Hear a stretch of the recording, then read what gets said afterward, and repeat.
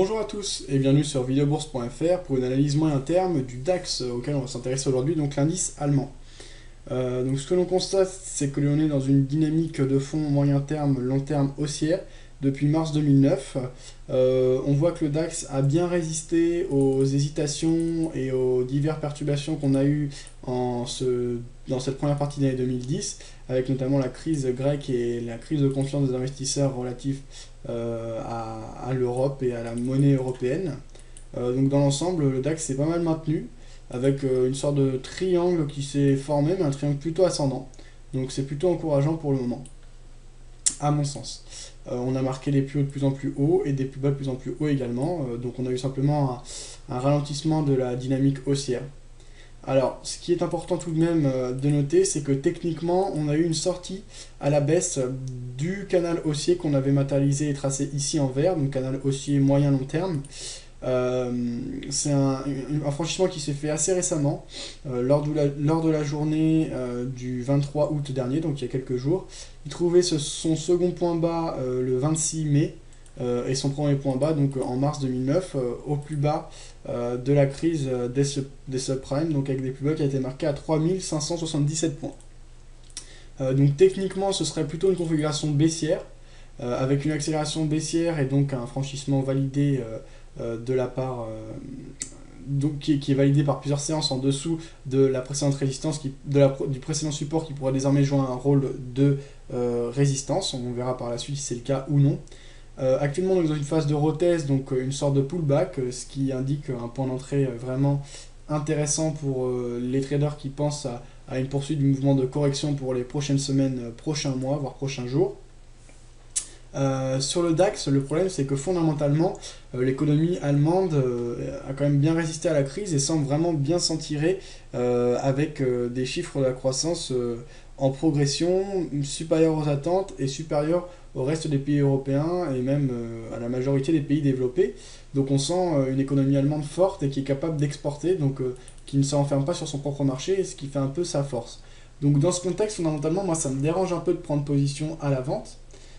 Cependant, ce que l'on peut constater, donc pour ceux qui fondamentalement ont des arguments pour une baisse éventuelle et une correction du mouvement haussier auguré depuis début 2009, je pense que les cours actuels constituent un point d'entrée intéressant à la vente à 5991. Cependant, il n'est pas optimal. L'idéal serait un retest, comme j'ai dit tout à l'heure, de l'ancien support qui pourrait jouer un rôle de résistance, ou au moins de la moyenne mobile exponentielle 100, qui se situerait aux alentours des 6051. Donc il restera encore une cinquantaine, soixantaine de points à aller chercher pour atteindre ce niveau optimal. Donc les plus patients pourront atteindre ce niveau. Alors bien sûr, quand on filtre et quand on est patient, et bien parfois on passe à côté de points d'entrée. C'est aussi les risques, hein. Le trading, ce n'est qu'une affaire de compromis. Alors en revanche, pour ceux qui fondamentalement pensent à une poursuite du mouvement haussier, comme c'est mon cas, hein, eh bien je resterai à l'écart du DAX, donc je serai ni acheteur ni vendeur pour le moment. Pas acheteur parce que certes on a des bons éléments fondamentaux, mais techniquement on a quand même une sortie à la baisse en journalier de notre trendline. En plus on a un franchissement à la baisse de la moyenne mobile exponentielle 200 qui est représenté en noir sur notre graphique, ce qui indique quand même une faiblesse de la part des acheteurs. Cependant, on avait vu auparavant, on a eu des accélérations baissières sous la moyenne mobile exponentielle 200 qui ont quand même conduit les cours à rebondir par la suite, donc ça peut être un élément intéressant. Alors, si on prend position à la vente, on attendra, comme j'ai dit, un point optimal. On pourra fixer ses objectifs par rapport au retracement de Fibonacci, comme à notre habitude. Pour moi, un objectif pertinent serait d'aller chercher les 38.2, qui se situe à 5363 points. Donc on a cherché juste au-dessus, par exemple, 5385, me semble assez judicieux, 3400 pour les plus prudents et les moins gourmands.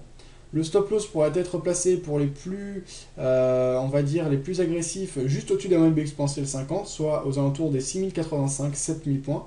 Pardon, 6100, 6085, 6100. Les plus larges, tout en respectant un ratio gain-perte supérieur à 1, donc un objectif plus grand que son stop loss, pourront placer leur stop loss au-dessus des précédents plus hauts qui se situaient aux alentours des 6389.9 points. Donc par exemple à 6400, ça me semble plutôt judicieux. Donc c'est une position moyen terme que je propose ici.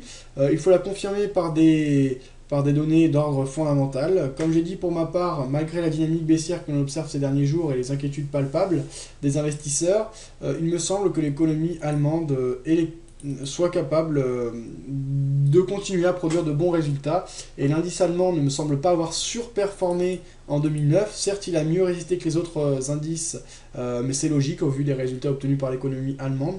Donc dans ce contexte, prendre position à la vente ne semble pas forcément judicieux. On verra ce qu'il en est, mais force est de constater que techniquement, on a un beau signal baissier.